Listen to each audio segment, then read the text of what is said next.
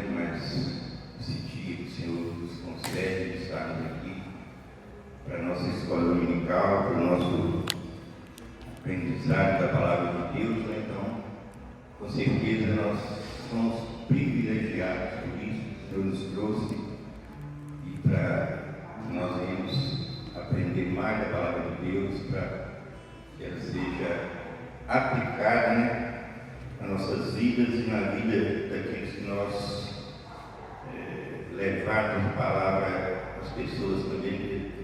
Aqui é o lugar de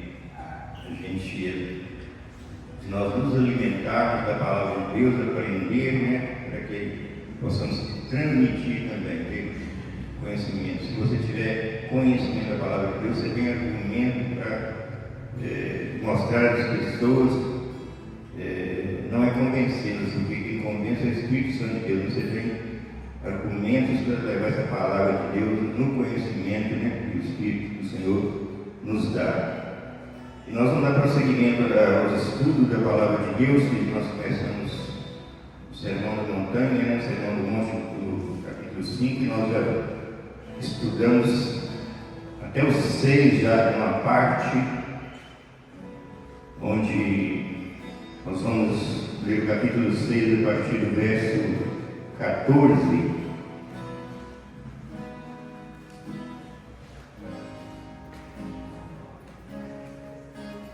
Então, a gente vê nesse texto que nós vamos ler, né, onde Jesus discute 3 práticas piedosas, né, dos fariseus ali, né, que esmola, oração, jejum, então está tudo incluído nesses ensinamentos de Jesus que ele iniciou-se lá no capítulo 5 e vem continuando os ensinamentos para os discípulos, né, de todo o procedimento ao modelo de Jesus Cristo. Então a palavra do Senhor diz assim: porque se perdoar os homens as suas ofensas, também vosso Pai Celeste vos perdoará. E porém, se não perdoares aos homens as suas ofensas, tampouco vosso Pai vos perdoará as vossas ofensas.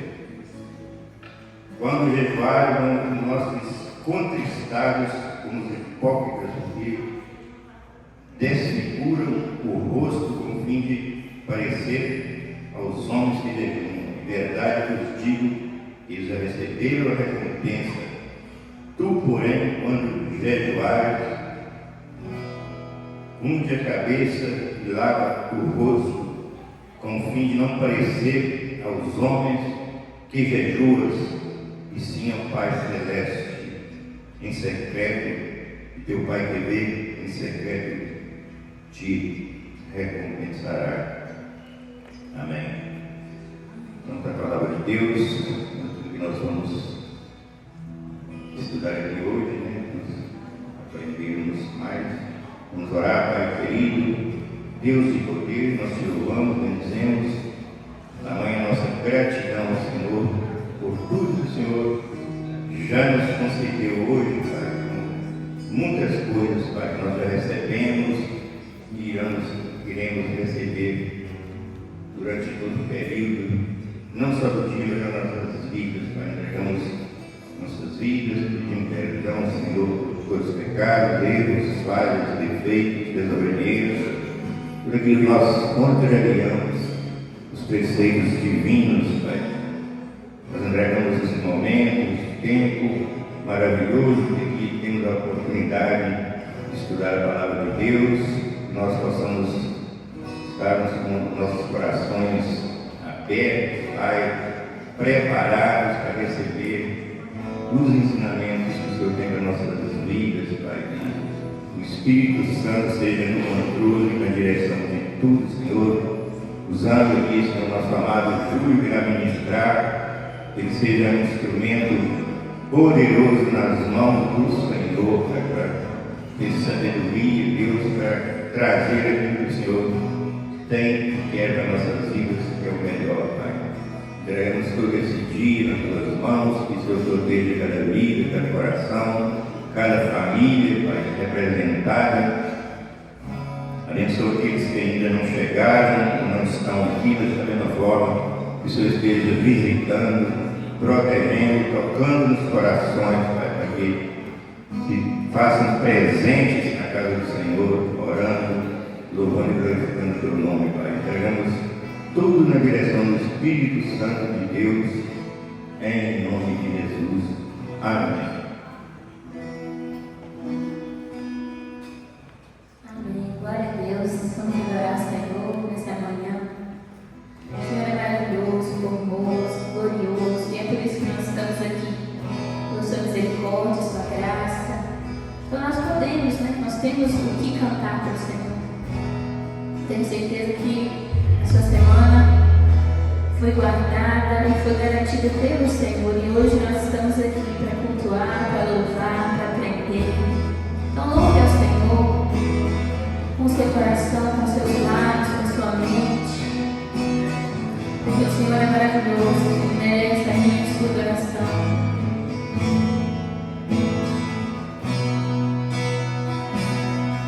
Cante comigo. Formoso és, Rei do universo, tua glória enche a terra e enche o céu. Tua glória enche a terra, tua glória enche o céu, tua glória enche minha vida, Senhor. Maravilhoso, maravilhoso é estar em tua presença. Diz a Ele, maravilhoso é poder te adorar. Maravilhoso é tocar em tuas vestes. Maravilhoso é te contemplar, Senhor. Formoso és, Rei do universo, tua glória enche a terra e enche o céu. Tua glória enche a terra, tua glória enche o céu, tua glória enche minha vida, Senhor. Maravilhoso é estar em tua presença. Cante, maravilhoso é poder te adorar. Maravilhoso é tocar as tuas vestes. Maravilhoso é te contemplar, Senhor. Maravilhoso é estar em tua presença. Como é maravilhoso estar na presença do Senhor. Senhor, você criou a vida dos teus sonhos. Adoramos, exaltamos ao Senhor. Maravilhoso é tocar em tuas vestes. Maravilhoso é te contemplar, Senhor. Maravilhoso é te contemplar, Senhor.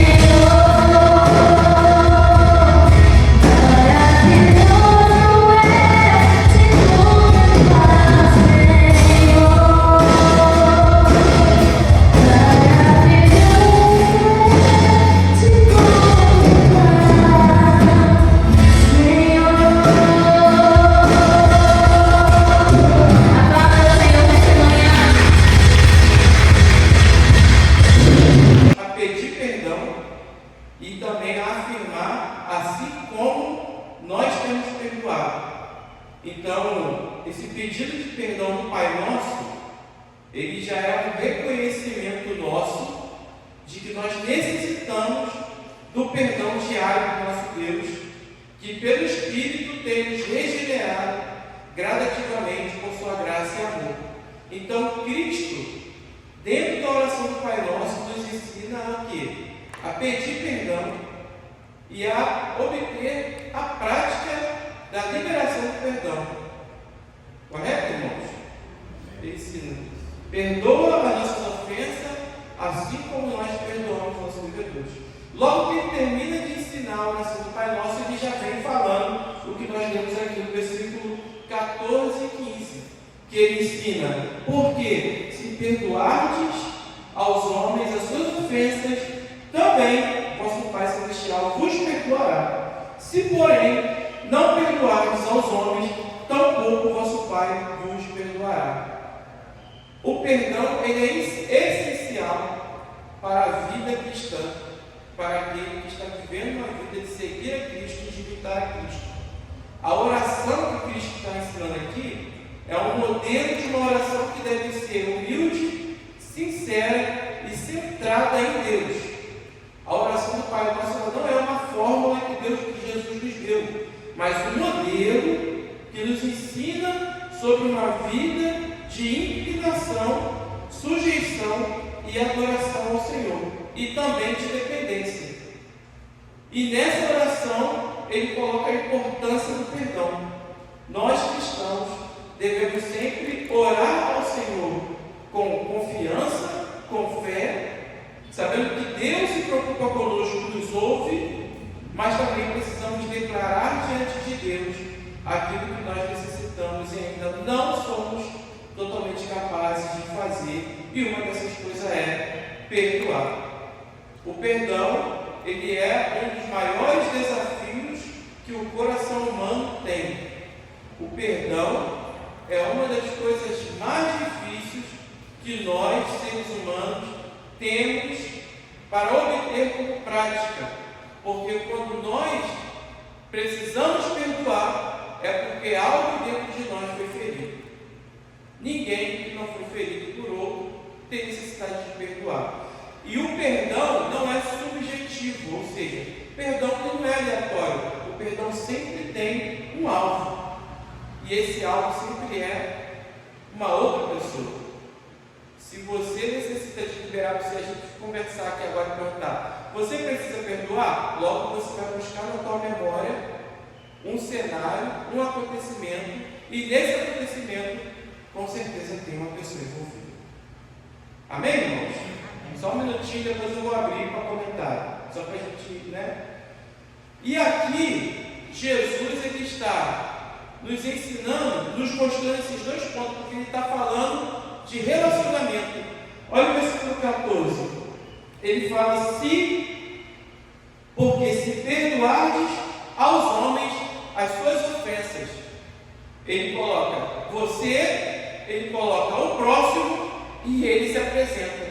E ele coloca Deus. Está vendo no versículo 14? Se porém não perdoardes aos homens.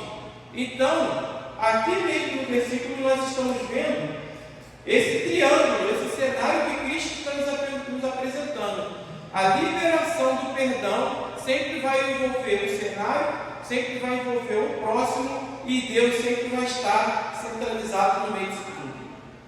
E o nosso papel como cristão é: ou decidimos obedecer a Deus e sermos imitadores de Cristo, ou decidimos fazer a nossa própria vontade. Isso vai depender do quão o Espírito Santo de Deus está nos conduzindo a uma vida de obediência, a uma vida de arrependimento. Que o arrependimento é o quê? É você abandonar aquilo que a sua inclinação pede e você obedecer ao Senhor. Arrependimento não é ficar chorando, irmão. O choro faz parte do arrependimento. Mas o arrependimento não é só ficar com cara triste, chorando, sentindo mal. Arrependimento é abandono. Arrependimento é você olhar para o que o seu coração está te pedindo para fazer e você dizer para ele: não, eu vou obedecer ao meu Deus. Quando eu sou ofendido, o que eu quero fazer? Logo eu quero me fechar, logo eu quero me afastar dessa pessoa, desse irmão, desse parente, desse familiar, desse cenário, a qual eu fui ofendido. Mas o que Jesus está ensinando aqui é muito sério, porque ele fala: se você perdoar, o vosso Pai Celestial vos perdoará. Se, porém, não perdoardes aos homens, tampouco Deus perdoará você. Então isso serve para a gente refletir um pouco agora, individualmente. Quantas nessas situações, pessoas ainda têm pesado seu coração, o meu coração, nessa questão da liberação do perdão? Porque aqui Jesus deixou um padrão, uma regra muito alta. Se perdoar, Deus está te perdoando. Se você não perdoar, o Senhor não está nos perdoando. E Ele traz essa síntese logo após ensinar a orar. Olha que interessante. Ele ensina a orar, tenha uma vida de oração, toma um modelo. Mas agora, como é que é? Se vocês perdoarem, vosso Pai vos perdoará. Se você não perdoar, vosso Pai não vos perdoará. Mais à frente, nós vamos ver o apóstolo Paulo, se não me engano, ensinando. Não, é o próprio Jesus que ensina, né? Se você não se reconciliar com o teu irmão, nem leva oferta. O próprio Jesus. Então, sempre o perdão vai tratar de relacionamento. Eu com o próximo e eu com Deus. O perdão, para ser liberado ao próximo, eu sempre tenho que pedir ao Espírito Santo para sondar o meu coração. Se eu tenho dificuldade de perdoar, eu tenho que ir para Cristo. Se eu não quero perdoar, eu tenho que ir para Cristo. Se eu tenho argumentos para não perdoar, eu tenho que ir para Cristo. Porque nós entramos nesse mundo, irmão. Nós entramos nessa realidade. Eu falo de mim. Cara, quando eu falo de mim assim, ó, eu sou muito introspectivo. Então eu sou muito da minha. Quando eu faço amizade, eu fico mais aberto, converso mais na minha normalidade, eu sou da minha, eu sou quieto, sou calado, né? Então eu tenho essa personalidade. Quando acontece alguma coisa assim, se eu fui ofendido, a primeira coisa que eu faço, eu me afasto, eu me isolo e não volto nunca mais. Mas aí eu tenho que avaliar o quê? Cristo. E aí nos últimos anos, irmãos, eu comecei a avaliar o meu comportamento mediante Cristo. Eu comecei a olhar para Jesus, a orar, pedindo ajuda do Senhor e pedindo ao Senhor para sondar meu coração. Eu comecei a ver se o que você faz é errado. O Espírito Santo fala para a gente, irmão. E eu cheguei na conclusão: o meu comportamento está totalmente contra o que Jesus ensina. E aí o que eu vou ter que fazer? Eu vou ter que perdoar. Eu vou ter que permanecer nesse lugar. Eu vou ter que olhar para essa pessoa, para essa situação, até que um dia essa dor esteja cicatrizada. E se for problemas mais profundos, Júlio, se forem dores muito mais profundas, Cristo, Deus, que é o Senhor de todas as coisas, que criou tudo, Ele deu aptidão para os homens, talento. Busque uma terapia, irmão. Se acaso existe algum agravo na sua vida, de acontecer alguma coisa na sua família, algum problema que você tem, que você não consegue perdoar, você olha e não consegue perdoar, uma ajuda terapêutica vai cair muito bem para nós. Porque o cuidado clínico vai nos ajudar a olhar para a nossa forma de pensar, a olhar para o que nós estamos sentindo, e ainda mais, à luz das Escrituras, com o auxílio do Espírito Santo, ele vai nos ajudar a colocar em ordem e a obedecer. Não é impossível, irmãos, liberar perdão. Não é possível, porque além da ajuda clínica, nós temos o maior e mais importante, que é Deus em nosso meio. Porque o Espírito Santo, ele é Deus. E Ele está em nosso meio, Ele habita em nós. E Ele mesmo nos direciona a buscar essa liberdade da nossa alma, do nosso coração e da nossa mente. Amém, irmãos? Vou abrir para comentários. Quem quiser fazer algum comentário, fica à vontade. Alguém quer comentar alguma coisa? Pode comentar, irmão. Aconteceu algo comigo. Nós fomos fazer um serviço cantinho na Guaraná, no interior de São Paulo. E eu era trabalhando de soldador, nós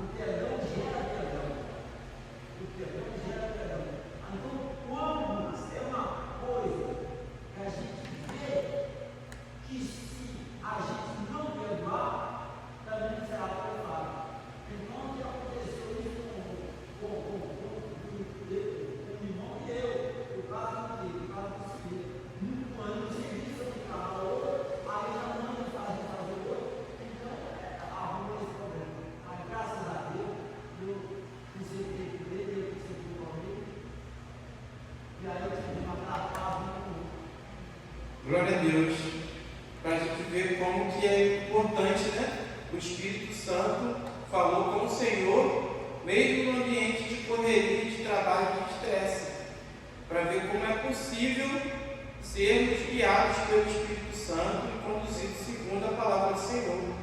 Estava trabalhando, soldando, já é um ambiente estressante, já é um ambiente, às vezes até mais hostil, mas quando o Senhor se colocou nesse lugar de sensibilidade de ouvir o Espírito Santo te convenceu a perdoar. Glória a Deus, é um testemunho muito bom. Então, o que nós vemos nesse versículo 14 e 15 é que pedimos perdão a Deus, reconhecendo que somos pecadores, sendo gradativamente transformados pelo amor e a graça de Deus.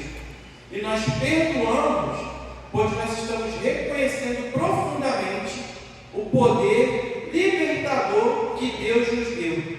E quando nós reconhecemos isso, nós proporcionamos isso a outros. Quando nós recebemos o perdão de Deus, nós reconhecemos o perdão de Deus, nós sentimos isso que até o irmão acabou de falar. Quando ele e o outro amigo do trabalho reconciliaram, estava aquele peso. Quando nós olhamos para o Senhor, olhamos para a cruz, para a morte e ressurreição de Cristo, ele sempre se alivia. O peso da condenação do pecado sai das nossas costas. Quando nós perdoamos o próximo, nós estamos também proporcionando essa libertação, essa liberdade, essa liberalidade ao nosso próximo. Então, irmão, não prive ninguém de ser perdoado, porque Deus não nos privou do seu perdão eterno. Pelo contrário, Ele se colocou em nosso lugar.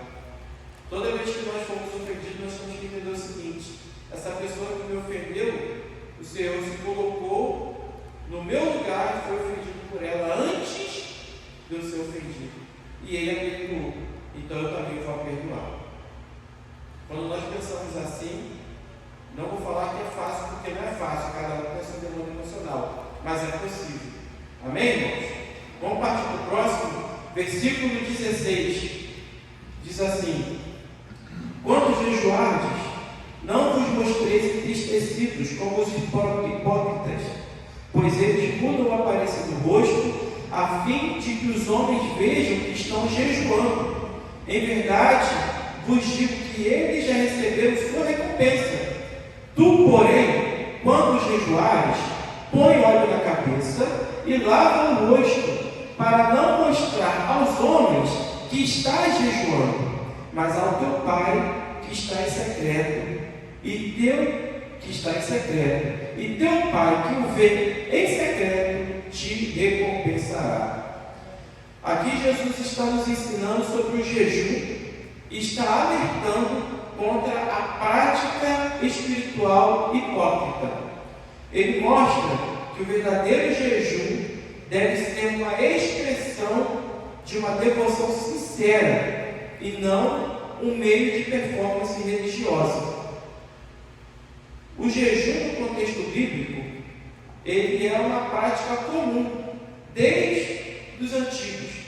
No Antigo Testamento, esse jejum ele era praticado entre os judeus e até os dias de Jesus também. O jejum bíblico ele simboliza arrependimento, busca de desenvolvimento espiritual, sensibilidade e dependência de Deus. No entanto, os fariseus transformaram o jejum em um meio de autopromoção, ostentando sofrimento público para aparecerem diante das pessoas mais espirituais. Então aqui Jesus está ensinando o verdadeiro sentido do jejum, uma prática mais saudável e verdadeira do jejum, ao invés do que os fariseus estavam fazendo. O jejum, quando nós nos dedicamos a jejuar, nós temos que olhar para a Bíblia e buscar essa postura. Primeiro, uma prática de arrependimento, abster-se das coisas que você gosta de comer, o jejum tem que ser seguido de oração, o jejum tem que ser seguido também de tempo de silêncio para ouvir o Espírito Santo, e no jejum nós demonstramos que estamos dependendo do Senhor. Versus o jejum dos fariseus, eles iam para as ruas com afeição triste, com uma aparência performática de que eles estavam quase que em luto, e todo mundo já sabia que eles estavam em jejum. E aí Jesus ele fala sobre isso, ele condena esses homens porque eles só querem atrair o quê? Atenção. Os fariseus eles desfiguravam o rosto, eles ficavam com a cara totalmente triste, emburrada, aquela feição mesmo de que algo errado estava acontecendo. E isso é totalmente errado, né? Porque a pessoa está ali afligindo sua alma, buscando ao Senhor. E aí você está ali buscando estar mais próximo do Espírito Santo, de ter uma sensibilidade. E aí você vai fazer uma aflição totalmente triste. Como assim, gente? Você está afligindo sua alma para fortalecer o teu espírito, para ouvir o Espírito Santo, para estar com o Senhor, orando, lendo a palavra, tirou um dia para se abster de todos os desejos, para buscar mais a face de Deus. E aí eles estão fazendo essa prática, porém, de uma intenção errada. Eles estão demonstrando autoflagelo. E o jejum não é autoflagelo. Jejum, ele é uma busca mais intensa pelo Senhor. Então Jesus está condenando isso, e ele ainda está falando, eles estão demonstrando tristeza para serem admirados pelas pessoas. Estão buscando o reconhecimento humano e anulando o reconhecimento divino. E aí nós estamos vendo aqui que Jesus ensina que o jejum deve ser uma prática entre você e Deus, sem exibição pública. Quando Jesus fala que unge a cabeça com óleo e lava com o rosto, ele está falando da prática que eles tinham naquela época de passar óleo perfumado ou azeite no cabelo, principalmente quando eles entravam dentro das casas para poder fazer sua refeição ou receber visita. Tanto que Jesus ele vai na casa de um publicano, se não me engano, publicano, e Jesus, quando aquela mulher vai lá e lava os pés de Jesus. Você lembra dessa passagem?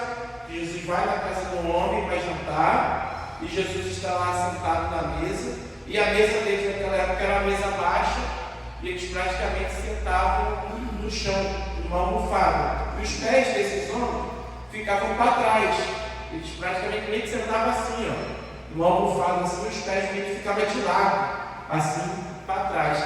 E aí diz que uma mulher entra nessa casa, ela começa a chorar aos pés de Jesus, e limpa os pés de Jesus com o cabelo e unge os pés de Jesus.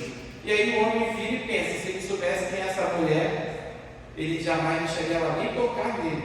Jesus percebe o pensamento do homem e fala para esse homem: você não me recebeu bem quando eu cheguei, você nem óleo derramou sobre a minha cabeça. Você lembra dessa parte que ele fala? Então, é esse óleo aqui que ele está falando. É um óleo aromatizado. Naquela época o povo não tomava banho como nós não, irmãos. 3, 4 vezes por dia, ele não tinha chuveiro, nada disso. Naquela época o banho ele não era tão comum. Então eles tinham esses óleos, esses azeites aromatizados, principalmente para na hora de comer a mosca não ficar em cima da cabeça ali, igual cascão, entende? Então é sobre isso que Jesus está falando. Jesus está falando, quando você fizer jejum, coloque tua melhor roupa, passa o teu perfume. Vocês estão se abstendo para estar comigo. Vocês estão dedicando a sua alma, dedicando o seu corpo totalmente para mim. Você está se abstendo de ver TV, de comer, de beber. Você está separando um dia para afligir a sua alma que quer comer, a sua alma quer comer, quer beber, quer ver série, quer ver celular, quer fazer tudo. E você está abstendo de tudo, principalmente de comer, que a gente gosta muito de comer. Vocês estão se abstendo de tudo, afligindo a sua alma e no jejum. Quando nós estamos jejuando, parece que a hora demora a passar. Não sei se para vocês é assim, a gente pega para fazer um jejum, parece que o dia fica mais lento. Você vai fazer eu costumo fazer jejum completo, né? De tudo assim. Parece que a hora demora a passar. Demora, mas a gente está ali, ó, concentrado no Senhor. E aí quando a gente faz jejum, coloca um louvor para ouvir, louvor de esperança. Aí pega, separa uma passagem da Bíblia para ler, ora, está com tempo, vai para o quarto, ajoelha lá, quando ela falar, fique em silêncio, perseverando no Senhor. E quando sair externamente, coloca tua melhor roupa, passa teu perfume, escove o dente, penteia o cabelo, né? E vamos viver. Senhor, como o Senhor é maravilhoso. Agora os fariseus faziam tudo diferente. E Jesus está condenando isso. E ele está falando justamente isso. Passe óleo perfumado ou azeite na cabeça, no cabelo. E isso era algo comum naquela época, era uma parte de cuidado pessoal. E Jesus estava falando, esteja apresentável, lavar o rosto, mantenha a aparência limpa e normal. Ele está ensinando que para não aparentar sofrimento, nem fazer propaganda de jejum. A espiritualidade verdadeira não precisa ser exibida. O jejum deve ser um ato de humildade diante de Deus, e não um meio para ganhar a aprovação dos homens. Assim como na oração e na esmola, Jesus nos chama a um relacionamento genuíno com Deus, ao invés de uma religiosidade superficial e teatral. Então, olha, gente, que interessante. Jesus ensina a orar, Jesus fala sobre o perdão, e agora Jesus está falando sobre a nossa espiritualidade externa. E Ele está levando tudo para um só lugar, eu e Deus. Ele está nos levando para uma só postura. Faça tudo para a glória de Deus. Faça tudo em primeiro lugar, visando agradar ao Senhor. E aí, a partir daí, nós estaremos vivendo uma espiritualidade verdadeira e saudável, não teatral. E uma coisa vai levando a outra, correto? Porque isso sempre vai falar também de quê? Do próximo. Tudo que Jesus está falando aqui, ele sutilmente está sempre apontando para o próximo, para aqueles que vivem à nossa volta. Na oração, ele fala sobre o perdão. No perdão, ele envolve o próximo. E no jejum também está envolvendo o próximo, porque ele está falando da recompensa. Não faça para buscar a recompensa do próximo, mas do Senhor, para que você de fato seja uma pessoa verdadeiramente espiritual. Irmãos, quando nós verdadeiramente andamos com o Senhor, buscando agradar e ser aprovado por Deus, todas as outras coisas que nós fazemos vai ser normal, vai ser natural. Como falamos no domingo passado, se você tiver que dar, você vai dar sem peso nenhum e sem autocobrança. Você tem que fazer porque eu sou fulano, porque eu tenho esse cargo. Não, você está fazendo porque o teu coração, o Espírito Santo te conduziu a fazer. Se você está perdoando, o Espírito Santo do Senhor, a qual eu e você temos relacionamento, está nos conduzindo a perdoar. Se eu separo um tempo de jejum, eu estou separando um tempo para que eu e o meu Deus tenhamos cada vez mais profundidade em nosso relacionamento. E é claro que o próximo vai ser tocado por isso.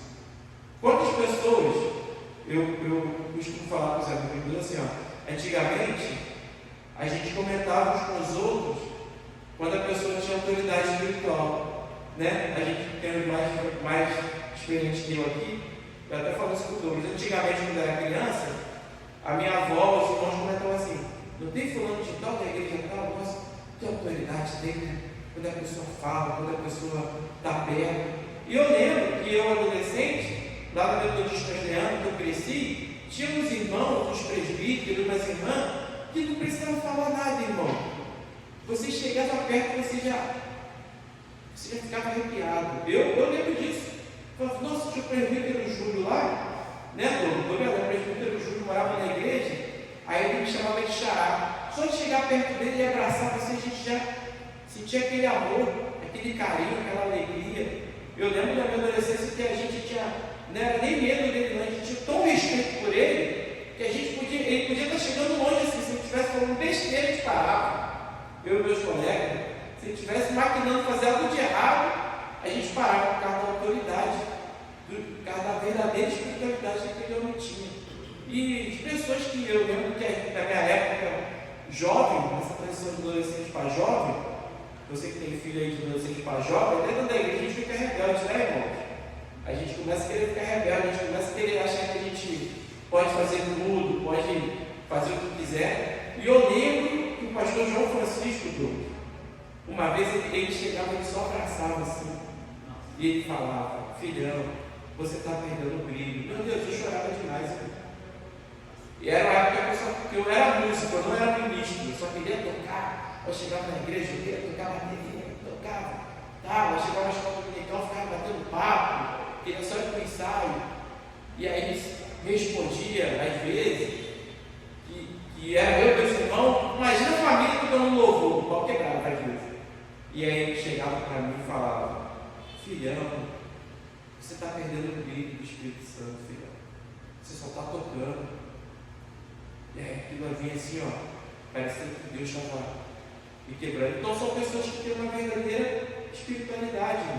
Hoje em dia o Instagram está mostrando a opção de espiritual aí. Não acredito, irmão, muita coisa fake. Muita coisa fake. Eu posso estar aqui enganando vocês. Eu vou me colocar, né? Irmãos, eu posso estar aqui enganando todos vocês. De repente, eu posso estar aqui apenas trazendo a letra e não trazendo algo que o Espírito tem comunicado ao meu coração ou me usado, ou ministrado a mim. Porque hoje em dia as ferramentas que tem para enganar é mais ampla, irmãos. Agora, o que vai definir se eu estou enganando os irmãos ou não é se eu tenho comunhão com o Espírito Santo.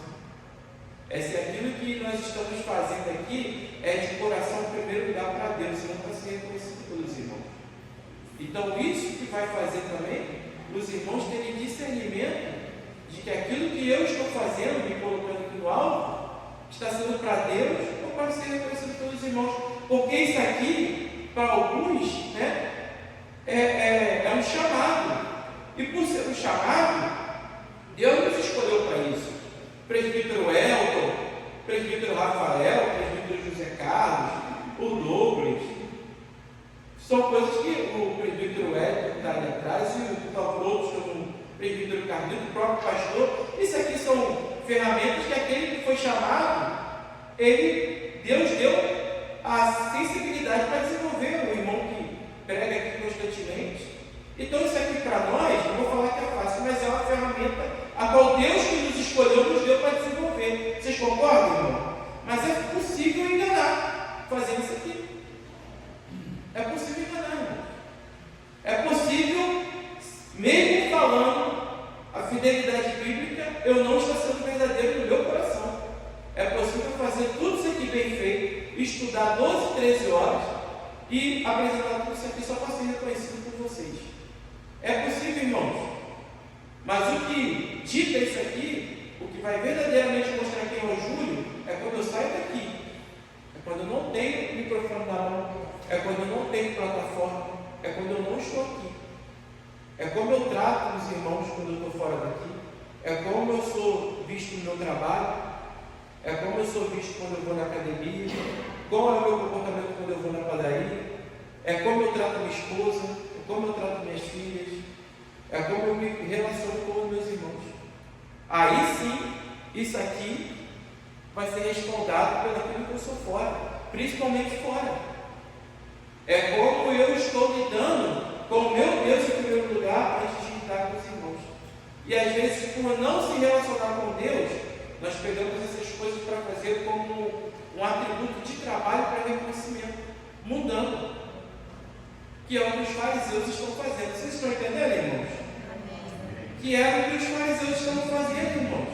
Os fariseus pegaram as coisas que Deus ensinou e transformaram numa ferramenta para a autopromoção. Mundana. E aí estavam falando, gente, eles eram rigorosos. Eles tinham disciplina. Eles jejuavam mesmo, eles fingiam não. Se tem uma coisa que eles não faziam, eles não enganavam. Eles ficavam de verdade sem comer. Dias e dias. Eles ficavam sem comer de verdade. E não valia de nada. Você está entendendo? Por isso que eu estou falando isso. Eles tinham um entendimento da Torá, irmãos. Tanto que eles debatiam com Jesus para poder pegar Jesus no erro. Uma resposta, eles bolavam uma pergunta relativa para tentar pegar Jesus, porque eles eram extremamente inteligentes. Quando se fala de fariseu, a gente acha que eram ignorantes, de qualquer jeito que você sabia falar. Não, eles eram homens respeitadíssimos. Eles tinham conhecimento, eles eram zelosos. Se tem algo bom que a gente poderia pegar deles é a radicalidade e o zelo pela palavra. Espiritualidade, aí não, aí descarta que não era de verdade. Mas tudo que eles faziam não valia de nada, irmãos. Porque era hipocrisia, era teatro, era máscara. Então, quer conhecer o Júlio?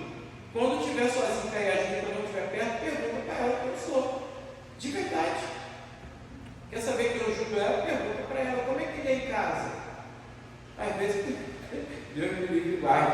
Mas a pessoa, se tivesse um Júlio aqui que do nada quebra tudo dentro de casa, xinga cachorro, papagaio. Eu lembro de uma frase, de uma história fictícia, que uma vez perguntaram na escolinha dominical qual era o sonho das crianças. Aí o filho do pastor falou: meu sonho é morar na igreja. É fictício, tá, irmão? Não é história que é verdade. E aí a professora virou para o menino, chamou o filho do pastor, né? Aí chamou o cantinho e perguntou assim: ô Pedro, por que você quer morar na igreja? Tua casa é tão bacana, você tem. Não, porque aqui na igreja meu pai ele abraça as pessoas, ele ri, ele é engraçado, todo mundo gosta dele. Lá em casa meu pai só me bate, só me xinga, até meu cachorro tem medo dele. Está entendendo, menino? Uma espiritualidade forçada. Então a verdadeira espiritualidade ela é integral, irmãos. A verdadeira espiritualidade ela é sem máscara. E é isso que Jesus está nos ensinando aqui. Não faça nada de práticas espirituais para ser aprovado pelos homens. Faça em primeiro lugar para Deus. E assim, o reconhecimento que terá que as pessoas estão sendo abençoadas, edificadas por aquilo que Deus está construindo em mim, em você, e não pelo algo cultural que eu estou buscando por conta de conhecimento ou aptidão pessoal. Amém? Alguém quer fazer um comentário? Está aberto. Vou falar só uma experiência que eu vivi com essa situação de jejum. Uma vez eu estava jejuando, eu estava pastoreando na Belo Oriente, aí estava eu e o pastor que estava de jejum. Eu fazia um pouco na igreja, e geralmente quando tinha essas atividades especiais assim, ele gostava de jejuar, e a gente estava lá participando com ele. Só que aí a gente jejuando saiu para visitar. Belo Oriente é uma cidade pequena, uma cidade bem menor que Patinho. E a gente foi visitar e fomos visitar a casa do novo convertido. Aí chegamos na casa do irmão e tal, conversando, batendo papo. Aí tinha um pé de graviola assim, na casa dele. Aí a gente olhou assim e falou: olha, que fruto bonito, tá? Ele é o que? Era o irmão falando, é graviola. Ele dá um suco gostoso. O pastor falou: é mesmo? É. Inclusive eu tenho uma ali de geladeira. Assim. Vocês querem? Olha agora. Aí como faz? Eu estou de jejum. Como é que você fala para o irmão que está de jejum? Eu estou convertido, ele não vai entender nada. Está pagando de jejum, vai perguntar: o que é isso, jejum? Não entende nada. Agora o que a gente faz? Aí, mas vou pegar você da geladeira. Ele foi, pegou a geladeira, pegou aquele copão duplo. E aí, colocou, encheu o copão duplo para mim. Aí foi colocar no copo do pastor, o pastor mais experiente que eu, fez assim com o copo, assim, colocou só dois dedinhos de suco no copo dele. Aí eu chapei aqui no peito, tomei aquele copão duplo de suco de graviola, e o pastor tomou só um golinho. Aí beleza, estou orando, fui embora. Eu falei: pastor, e agora? Está de jejum? Ele falou: não. Você entrega o jejum, até onde você fez? Toda vez não, entregou o jejum, pronto, tá certo. Não, mas como eu ficar até tantas horas? Não. Você ia falar para o irmão que está de jejum? Ia falar: ele adiantar o quê? Se fosse um irmão experiente, se falasse para assim: não, irmão, estou na bênção, ele daí entender, peraí, alguma coisa diferente, eu estou de jejum, ou ele ia perguntar se estão de jejum, aí automaticamente eu respondi: não, nós estamos de jejum, nós estamos de consagração, beleza, tranquilo. Mas um novo convertido, como é que você explica o negócio de jejum? Não tem cabimento, não entender coisa nenhuma. Ainda mais se é uma pessoa assim, como o irmão, né? É muito radicado na igreja católica, assim, muito aprofundado na igreja católica, não adiantava você explicar, porque naquele momento não tinha como você explicar. Depois não. Na outra oportunidade, quando eu voltei na casa dele, eu falei com ele: irmão, você lembra que dia? Nós estávamos na sua casa, tá conversando, e tá, se oferecendo suco, a gente estava de jejum, aí ele perguntou: o que é jejum? Aí a gente tinha tempo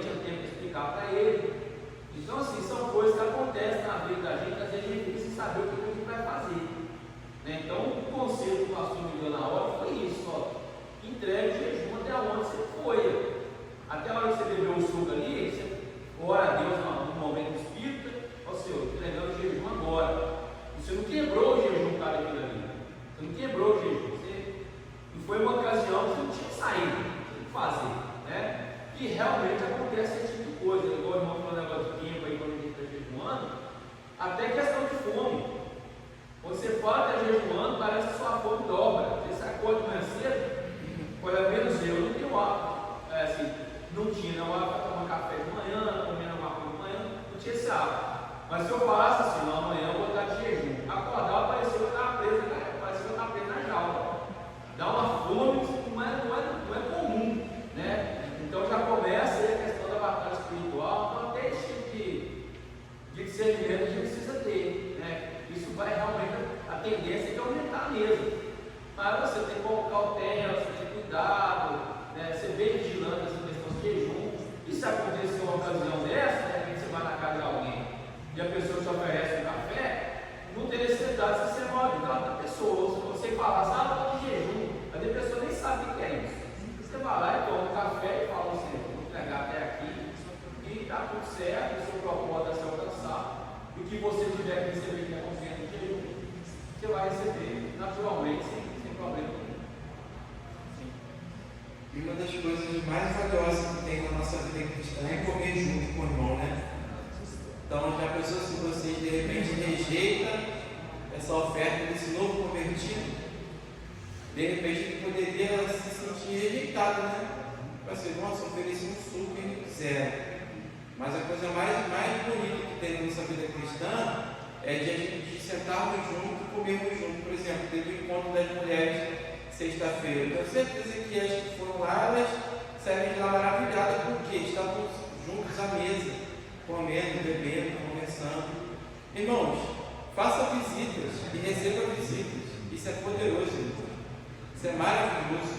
Quando a gente senta na mesa, quando a gente vai à casa do irmão, quando a gente recebe o irmão em nossa casa, que a gente arruma a mesa, por mais simples que seja, quando a gente faz ali um café, pensando no irmão que está indo lá em casa, ou faz um bolo, compra um pão de queijo, nada disso tem valor maior do que quando a gente está na mesa sentado junto, e ali em Cristo a gente conversa, come, bebe junto. Isso gera mais vínculos, irmão, sabia? Quantas pessoas você, quando conheceu, que a partir daí que você começou a sentar na mesa, comer e beber com essa pessoa, ela se tornou mais sua amiga. Jesus mesmo com os discípulos, no tempo, as conversas mais importantes, mais sérias de Jesus, com os discípulos foi na mesa. Quando eles faziam até perguntas sem noção, mas era na mesa. Então, diante do seu relato, eu concordo contigo, eu também tenho entregue. Na hora do Senhor, recebe o meu jejum, vou tomar esse suco em nome de Jesus. Amém. Porque é a particularidade, irmão. É o seu coração, não é como nós conversamos aqui. Não é um ato externo, não é um teatro. De repente você podia virar e falar, não, irmão, está repreendido em nome de Jesus, estou jejuando. Mas não, você teve sensibilidade, entendeu? Você viu. Um amigo meu da outra igreja que foi fazer jejum de 3 dias e foi para a academia. Aí começou a dar tanto preto, mano. O Ayrton. Ele não consigo fazer. Aí deu teto preto. Aí o outro amigo falou assim: cara, cuidado, você não vai ser arrebatado, não. Você vai passar mal mesmo. Tipo assim. Então pode ter imprudência também no ato de jejum, mas tem que ter sensibilidade, né? Alguém mais quer acrescentar? Quer cooperar? Tudo certo, irmãos? Irmãos, estamos indo bem até aqui, irmãos? Está dando para entender? Então vamos para o versículo 19 ao 24. Diz assim: não ajunteis tesouros na terra, onde traça e ferrugem consomem, e os ladrões invadem e roubam, mas ajuntai tesouros no céu, onde quem traça e ferrugem os consomem, e os ladrões não invadem nem roubam. Porque onde estiver teu tesouro, ali estará também teu coração. A candeia do corpo são os olhos, de modo que, se os olhos forem bons, todo o corpo terá luz. Se, porém, os teus olhos forem maus, o teu corpo estará repleto de trevas. Se, portanto, a luz que há em ti forem trevas, que grandes trevas serão. Ninguém pode servir a dois senhores, porque ou olhará a um e amará outro, ou se dedicará a um e desprezará a outro. Não podeis servir a Deus e às riquezas. Aqui Jesus ele está nos ensinando sobre a verdadeira riqueza e alertando contra a busca desenfreada por bens materiais.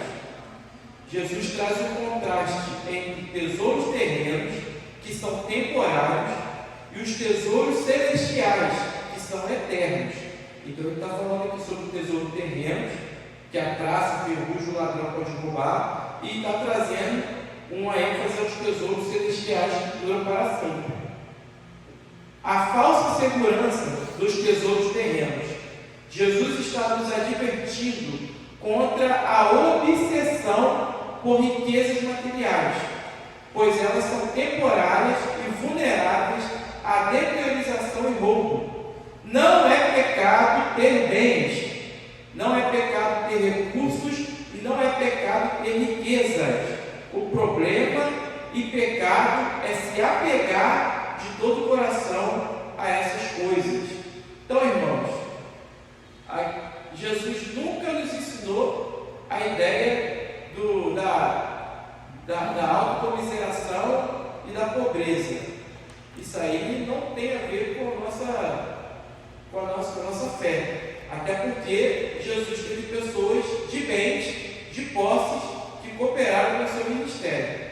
Ele não está falando que é pecado ter riquezas aqui, e nem que é pecado buscar isso trabalhando. O que ele está falando é que nosso coração precisa estar equilibrado. O nosso coração precisa estar centrado o tempo todo em Cristo. E aí nós vamos fazer o nosso melhor trabalho, em primeiro lugar, para glorificar a Deus. Para que nós fomos criados? Para glorificar o Senhor. Está lá como é que fala? Esqueci o nome agora. Dentro da nossa doutrina, tem lá, nós fomos criados para glorificar a Deus e gozar da sua alegria, da sua vida. Então, se você tem uma empresa, se você tem seu trabalho, você tem que fazer o seu melhor para Deus. E através disso, você vai ter, com certeza, vai obter recursos. E isso não é problema, não é pecado. Torna-se pecado quando o seu único foco na vida é fazer isso. Traços e ferrugem que ele está falando aqui simboliza a fragilidade das posses terrenas, enquanto ladrões está simbolizando os perigos externos que nós temos nessa vida aqui nesse mundo. O próprio Jesus em João 17 leu: eu não oro para que o Senhor os livre desse mundo, eu oro para que o Senhor os guarde nesse mundo.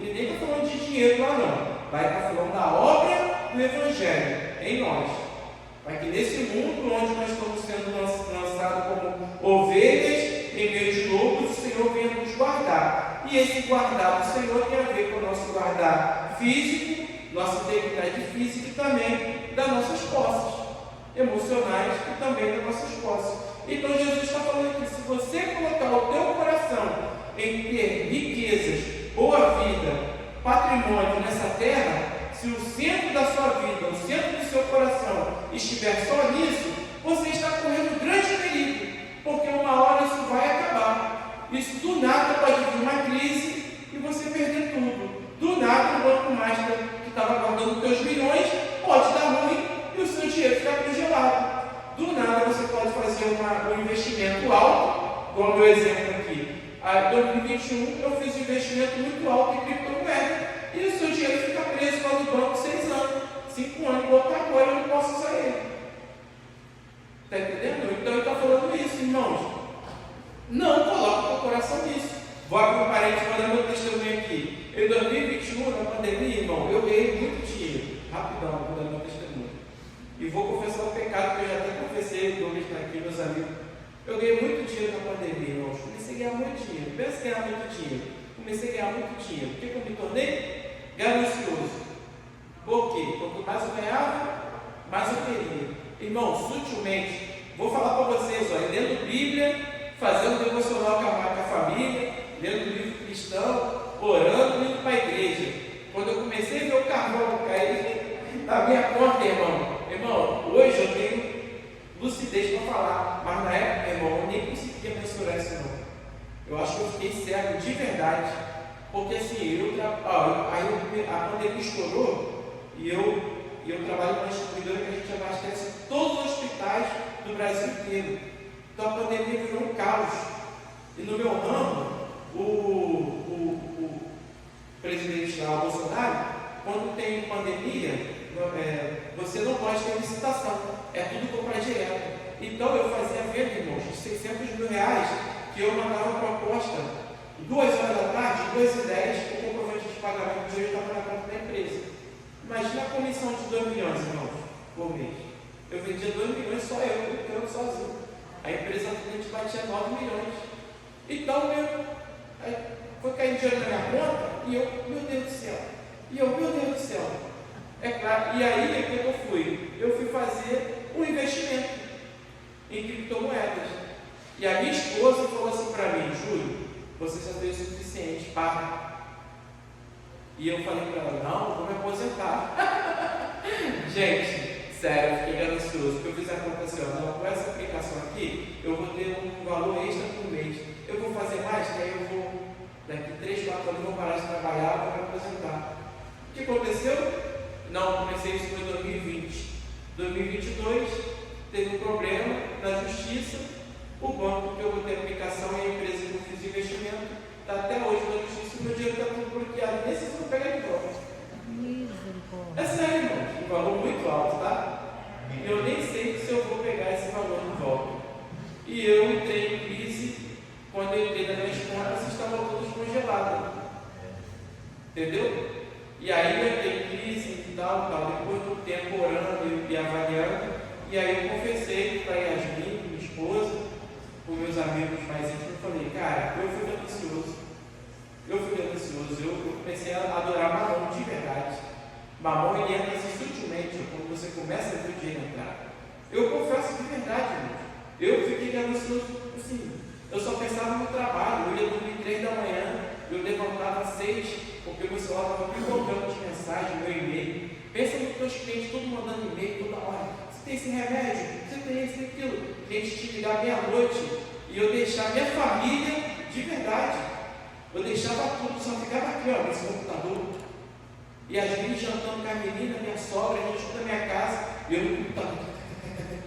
Aí dava 2 horas, 3 horas, aí eu, não, agora eu vou dormir. Aí chegava mais uma votação, para não responder assim também quando eu perdi, que é emergência. Aí eu ia lá, dormia, cochilo de 3, 4 horas, levantava de novo, toma de café e mais trabalho. E aí ia cair na conta, eu fiquei assim, ó, nesse. Aí hoje, quando eu falo lá em casa assim, gente, na sexta-feira, 18 horas, tchau, não trabalho mais, porque eu aprendi, reconhecendo o meu erro, que eu me tornei um adorador de Mamon. E eu estou orando a Deus, não falo assim, pelo amor de Deus, já reconheci o meu erro. Aí agora eu estou nessa oração assim, eu falei: Senhor, de vez em quando eu falo assim, já reconheci o meu pecado, já confessei publicamente com meus irmãos, agora libera, Deus, por favor, me ajuda aí. Trabalho honesto. Trabalhei muito, mas aconteceu isso comigo, irmão. Eu coloquei minha confiança no tesouro e olha o que aconteceu. Veio a traça, veio o ladrão, porque não tem nem lógica o que aconteceu. O governo literalmente não quer deixar ninguém ganhar muito dinheiro com criptomoeda e ele travou tudo. Então, isso aconteceu comigo, sabe? Eu sou prova viva disso, da ganância de colocar o dinheiro no coração do Mamon. Por isso que hoje, toda vez que eu olho, quando eu vejo essa questão financeira, eu sempre busco, me esforço para tentar um pouquinho que seja, ser generoso e não me apegar a isso, porque eu sei como isso é ruim, como isso deixa mal. E Jesus está falando aqui no coração que segue o tesouro. Ele fala: onde estiver o vosso tesouro, aqui estará o seu coração. Isso significa que os nossos desejos e a nossa prioridade, ela vai revelar essa verdadeira devoção. Então, aquilo que no meu coração é um desejo pleno, é uma prioridade, isso vai ser o lugar onde eu estou devotando a minha vida. Se a sua prioridade, se o seu maior desejo está em ter riqueza, a sua devoção vai ser dela. Você vai sim deixar de vir para o culto quinta-feira para trabalhar, para ganhar mais dinheiro. E quando você tiver mais dinheiro, você vai deixar de vir aos cultos do domingo e nas programações, porque você vai sua devoção está em si mesmo. Entende? Então isso é muito perigoso. Nós não podemos viver só para acumular bens materiais, senão o nosso coração vai ficar preso nas coisas desse mundo. Nós precisamos buscar a Deus sempre acima de tudo e manter o nosso coração voltado para as coisas eternas. E aí Jesus vai falar da lâmpada. Ele usa essa metáfora, olho como lâmpada do corpo. E ele fala, se o olho for bom, ou seja, se o olho for focado em Deus, todo o corpo será iluminado. Se o olho for mal, focado nos meus próprios desejos, no meu egoísmo, eu viverei em trevas. Aquilo que eu foco determina a visão espiritual que eu tenho e a minha direção de vida. Jesus está falando isso. Olho, se os seus olhos estiverem no Senhor, o seu tudo que você fizer será de luz, o seu corpo terá luz. Se os seus olhos estiverem focados em você, no seu egoísmo, na sua busca, você vai viver em trevas. E ele está falando isso. Coloque, determina um foco na sua vida. Tenha sempre foco na visão de Deus e na direção que Deus te dá para a sua vida. E onde está essa direção?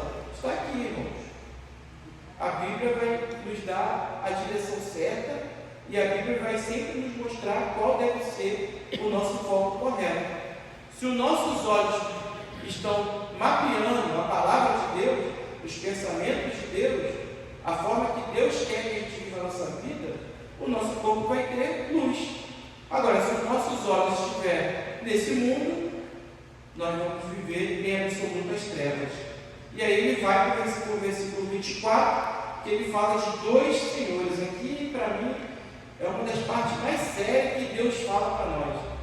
Porque o dinheiro é o único que Deus categorizou, que o próprio Deus colocou diante de nós como um Deus. De idolatria, é claro, não um Deus verdadeiro. Mas é o único. Porque, no Antigo Testamento, até quando o Balaão ensinou o outro povo lá, influenciar os israelitas para adorar os deuses dele, Deus não chama eles de Deus. Deus chama eles, fala deuses no plural, mas fala de maldição. Eles estão trazendo maldição para o meio do povo, estão trazendo desobediência, desordem. Deus nunca se iguala a nada, e nem aqui a mamãe também está se igualando, não. Mas ele nunca está pronunciando algo como Deus até chegar no dinheiro. Quando chega no dinheiro, ele categoriza como mamão. Ele dá uma ideia de que o dinheiro pode se tornar um Deus justamente para que a gente se guarde de se apegar ao dinheiro, à riqueza. Ele não está declarando que isso é um Deus, não existe essa entidade real, mas ela pode se tornar um ídolo aqui dentro. Ela pode se tornar um alvo de devoção dentro do meu coração. E o que é a idolatria? É tudo aquilo que eu coloco segurança acima de Deus, além de Deus. Idolatria é tudo aquilo que eu olho, eu tenho paz, segurança, conforto, que não seja no Senhor. Irmão, se você olha para o teu trabalho, seja o que for que você tem, e você tem sentimento de alto conforto, alta segurança, você está sendo idólatra. Primeiro temos que olhar para o Senhor e ver tudo isso nele. O Senhor é minha segurança, o Senhor é meu conforto, o Senhor é meu prazer. Aí a partir daí, é claro que você pode ter conforto, você pode ter segurança, mas não em primeiro lugar. E ele vai trazer para nós, e ele fala, ninguém pode servir a dois senhores, porque há de odiar um e amar o outro. Primeiro ele coloca como Senhor, e ele fala, senão você vai se dedicar a um e vai desprezar o outro. Não podeis servir a Deus e a Mamon. Mamon representava aqui, ele estava falando como riqueza material, como um ídolo. Então ele está mostrando para eles, vocês correm risco de servir a um ídolo. E Jesus ensina que não é possível servir a Deus e servir a um ídolo que não é um Deus real ao mesmo tempo. Um sempre vai dominar, não ao outro, mas um deles vai dominar o nosso coração. Então aqui não está tendo esse negócio que as pessoas falam assim,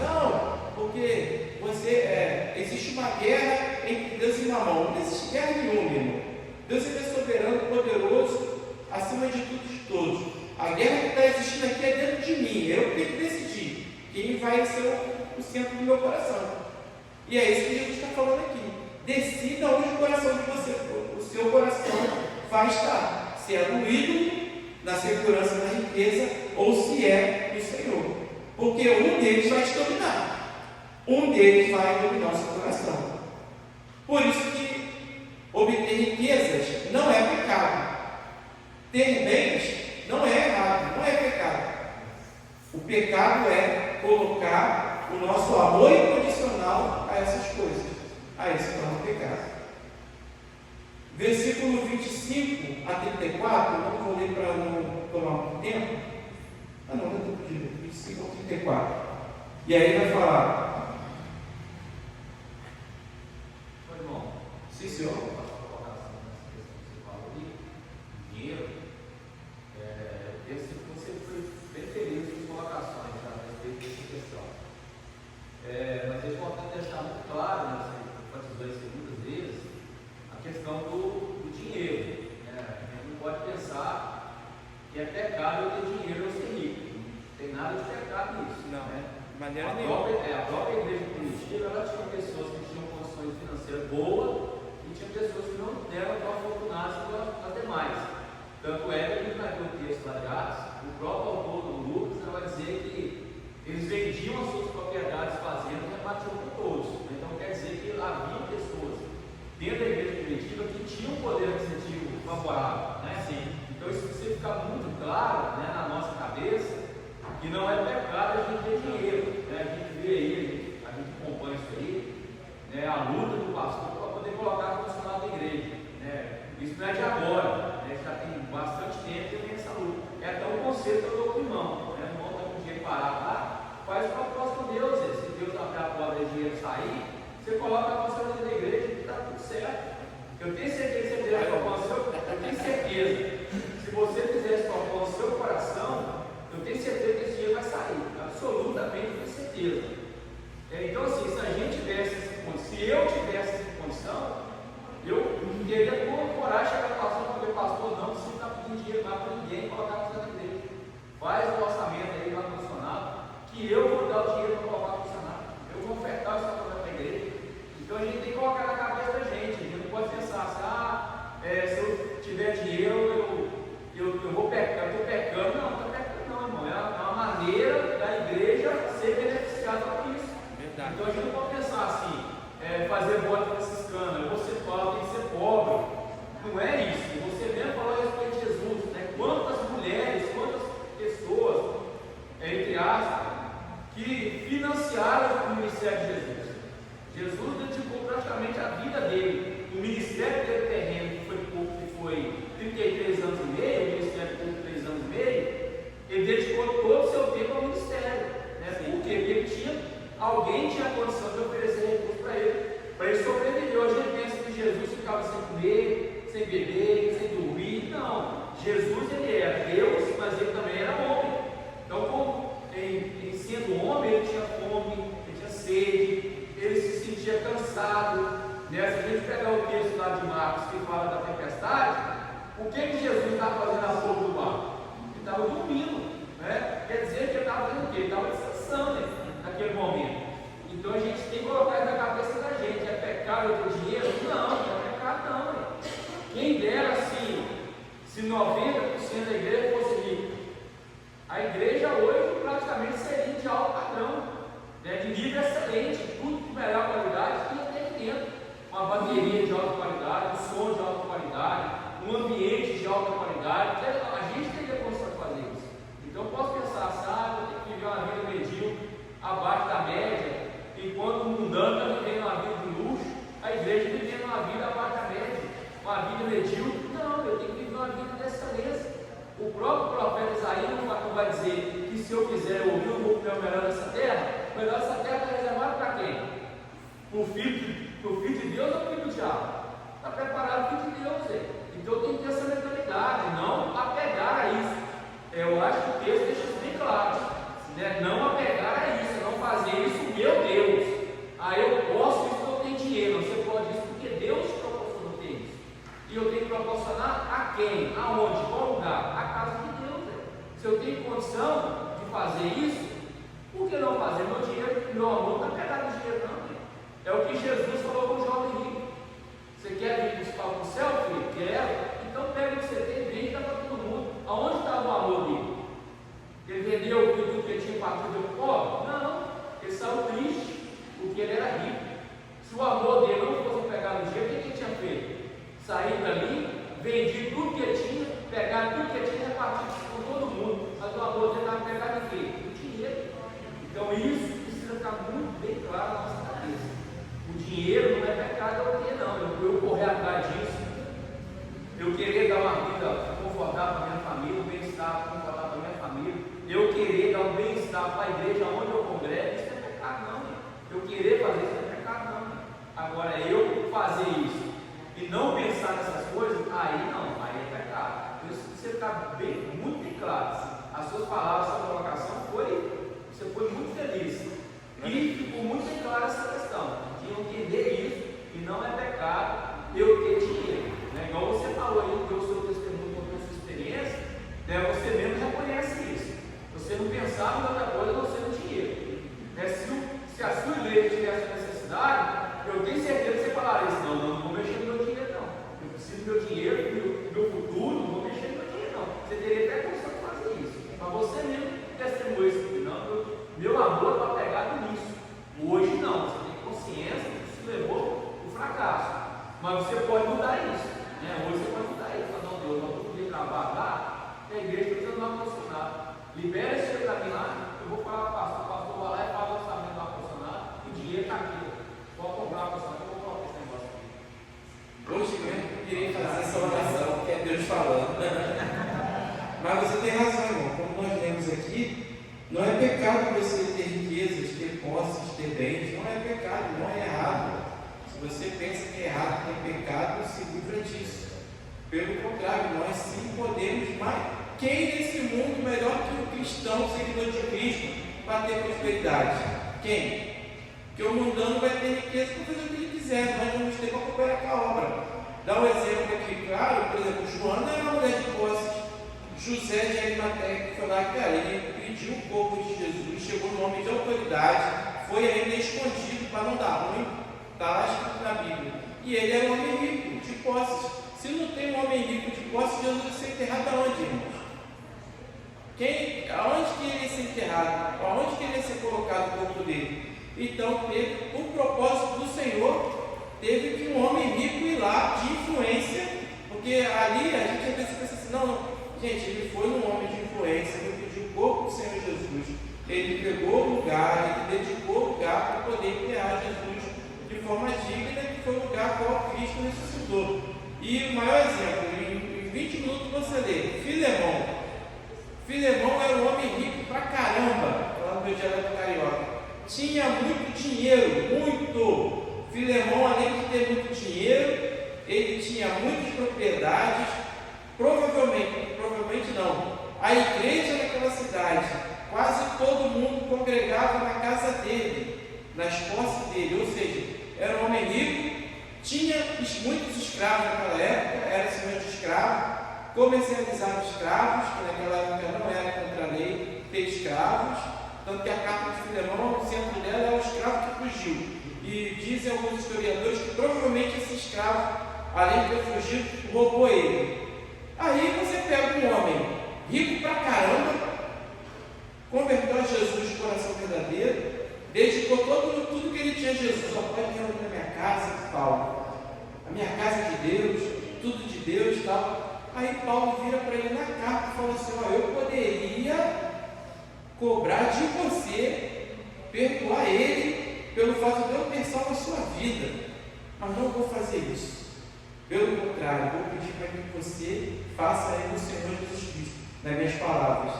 Mas Filemão era um homem rico, gente. Tinha dinheiro, tinha muito carvão e estava ali servindo ao Senhor. Se não tem um Filemão nesse contexto, entendeu? Então é exatamente isso, irmão. Nós não devemos, a gente não pode colocar a nossa total confiança no dinheiro. Mas se tiver a oportunidade de fazer o teu primeiro milhão, faça com certeza e participe da igreja, os irmãos disso. Para fechar, eu ouvi uma vez, o Timothy Keller diz que quando nós temos riquezas, nós temos que praticar a generosidade de Cristo. E o que é isso? Toda vez que você tiver, irmão, dinheiro sobrando, ganhar muito dinheiro, não só dinheiro, quando você tiver a oportunidade de fazer algo por alguém, olhe para a generosidade de Cristo. Quando você for ofertar aqui na igreja, quando você for ofertar para o ar-condicionado, olhe para a generosidade de Jesus. Por quê?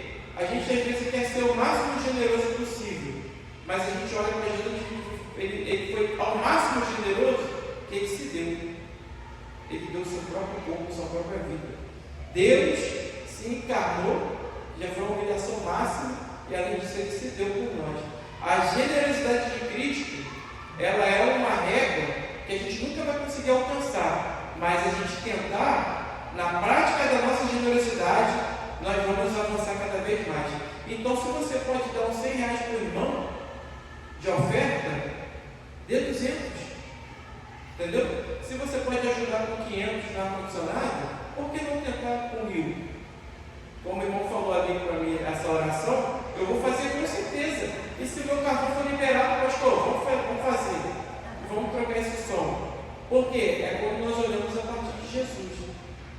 E aí você pode ter bilhão, e o seu coração vai estar no mesmo lugar, em Jesus. Você não vai ser aquele bobo, estou falando do domingo passado, que vai ficar dando para os aproveitadores.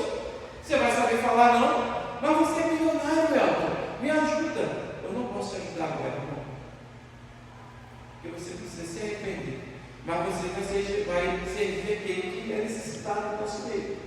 Então é justamente isso. Irmão, vou finalizar, já deu